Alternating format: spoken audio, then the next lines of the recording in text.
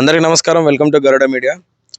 నిన్న మనం ఒక విషయాన్ని గమనించాం. ఇక్కడ కోదాడలో ఉన్న ఇండియన్ ఆయిల్ పెట్రోల్ బంక్లో నైట్ పూట పెట్రోల్ కొట్టమంటే ఒక వికలాంగుడు వెళ్తున్నాడు. ఇంకొక యూత్ అబ్బాయి ఏదో ఫుడ్ డెలివరీయో దేంట్లోనో వర్క్ చేసుకుంటూ ఏదో విధంగా తను నైట్ షిఫ్ట్లో ఏదో వర్క్ చేస్తున్న పర్సన్ తనకి పెట్రోల్ అవసరం ఉండి తను వెళ్తున్నాను అర్జెంటుగా ఇంటికి వెళ్ళాలని అన్నా కానీ పెట్రోల్ కొట్టిన ఆయన ఇక్కడ చోటు చేసుకుంది. అండ్ దీంతోపాటు ఈ పర్సన్ ఎవరైతే వికలాంగుడు ఉన్నాడో ఆయన ఇక్కడ లైట్లు ఆన్ చేసి ఉన్నాయి, కానీ ఈ పెట్రోల్ పంపులు ఏవైతే ఉన్నాయో వాటి దగ్గర మాత్రం లైట్లు ఆఫ్ చేస్తున్నాయని చెప్పి నెట్టుకుంటా వికలాంగుల వెహికల్స్ ఎలా ఉంటాయో మనకు తెలుసు. 4 వీల్స్ ఉంటాయి. అలాంటి స్కూటీని ఆయన నెట్టుకుంటూ ఒక పర్సన్ వికలాంగుడు తీసుకొని పోవడం నాకు నిన్న నైట్ చాలా బాధాకరం వేసింది.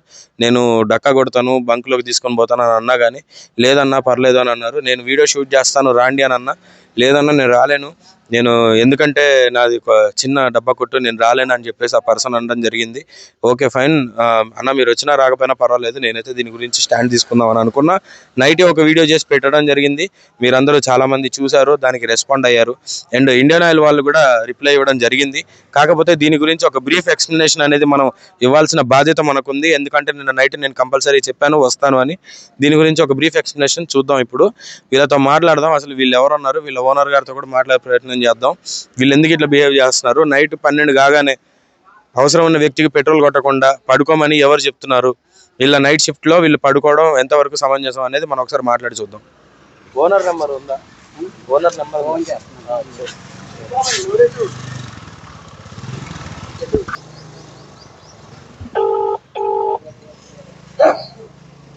ఈయన ఈ బంక్ మేనేజర్ అంట.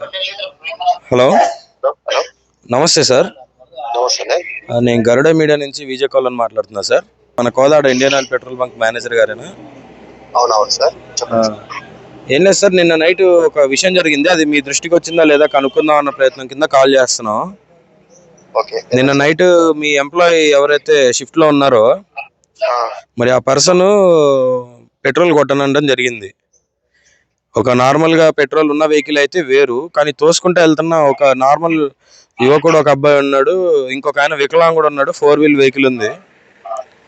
ఆ పర్సన్ ఒక్కడే ఉన్నాడు. ఆయన తోసుకుంటా ఈ జూడియో ఉంది కదా, ఆ జూడియో దగ్గర నెట్టుకుంటూ వెళ్తుంటే నేను చూశాను. ఇక్కడ వెనకాల ఇండియన్ ఆయిల్ ఉంటది కదా, దాంట్లో కొట్టించుకోవచ్చు కదా అంటే ఎవరు లేరన్నా, మొత్తం బంద్ చేసి ఉన్నాయంటే లైట్లు వేసే ఉంటాయి కదా, 24 అవర్స్ బంక్ అది అన్న నేను అన్నాను. అంటే లేదన్నా, నేను వెళ్ళాను, లోపలికి వెళ్ళాను, ఎవరు లేరు అంటంతో నేను వెళ్తాను, నేను ఒకసారి చూసి వస్తాను, మీరు ఇక్కడే ఉండండి అని చెప్పి నేను చెప్పా. మా ఫ్రెండ్ని కూడా అక్కడ నిలబెట్టా.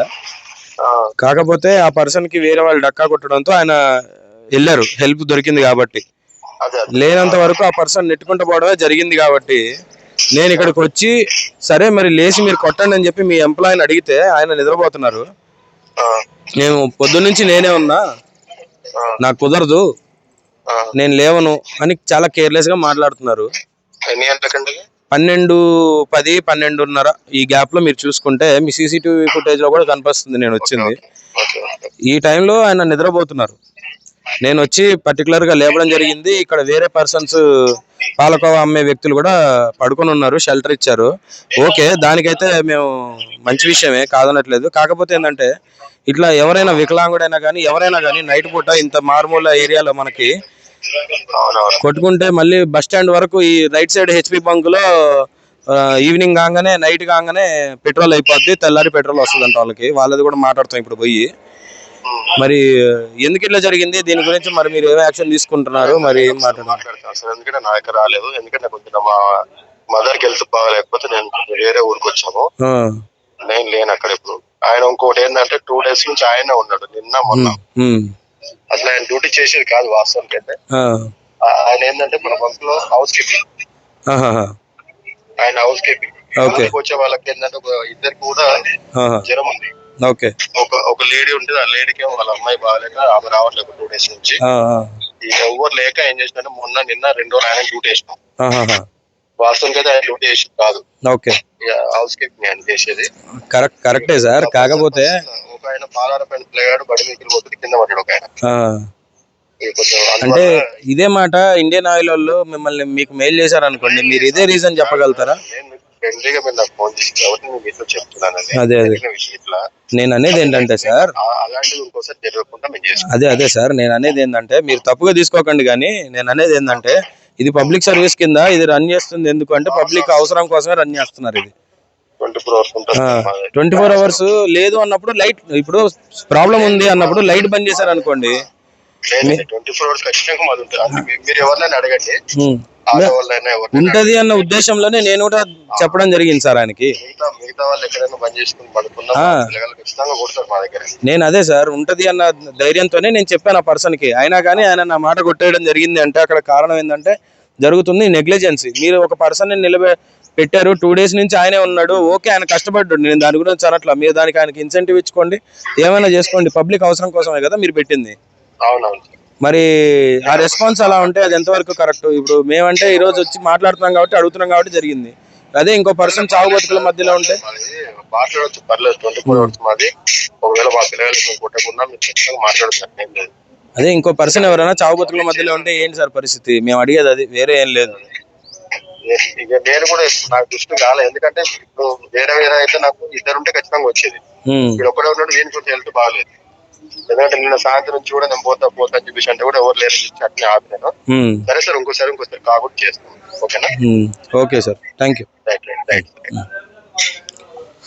సో మనం ఇప్పుడే మేనేజర్ గారితో అయితే మాట్లాడడం జరిగింది. ఆయన చాలా పొలైట్ గా రెస్పాన్స్ అయితే ఇస్తున్నారు. కాకపోతే ఈ పండగల సీజన్ వల్ల ఈ ఊర్లలో పిల్లగాళ్ళు ఎవరు రాకపోవడం, అండ్ వీళ్ళ దగ్గర వర్క్ చేసే పిల్లగాడు ఒకడు బండి మీద నుంచి కింద పడి దెబ్బలు తగలడం వల్ల వీళ్ళ ఎంప్లాయీస్ అనేవి ఇక్కడ లేరనమాట. దాని ద్వారా హౌస్ కీపింగ్ ఉండే పర్సన్ని కొట్టమని చెప్పారంట. సో ఆయన పర్సనల్గా పెట్రోల్ కొట్టే వ్యక్తి అయితే కాదు.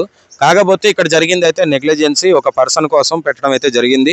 ఇప్పుడు ఇదే నాకు ఏదైతే కారణం చెప్పారో అదే ఒక ఇండియన్ ఆయిల్ మెయిల్ అఫీషియల్గా మెయిల్ చేస్తే వాళ్ళకి ఇదే ఆన్సర్ చెప్పగలుగుతారా అంటే లేదు, నో. ఎందుకంటే వీళ్ళ ఫ్రాంచైజ్ మొత్తం తీసేయడం జరుగుతుంది, వీళ్ళ అవుట్లెట్ మొత్తం తీసేస్తారనమాట. ఎందుకంటే ఎవరినైనా ఒకరిని పెట్టి లేదు అనుకున్నప్పుడు ఓనరే ఉండి కొట్టాల్సిన అవసరం ఉంది ఇది. ఎందుకంటే ఇది పబ్లిక్ అవసరం, ఎందుకంటే ఇది పబ్లిక్కి చాలా నీడ్ ఉండే పెట్రోల్, చాలా నీడ్ ఉండే పాయింట్ కాబట్టి ఇన్ని బంకులు అనేవి వెలుస్తున్నాయి, ఇన్ని బండ్లు ఉన్నాయి. ఎంతో మందికి అవసరమైన దాన్ని ఇట్లా నెగ్లిజెన్స్ చేయడం అనేది ఎంతవరకు సమంజసం కాదు, కరెక్ట్ కాదు.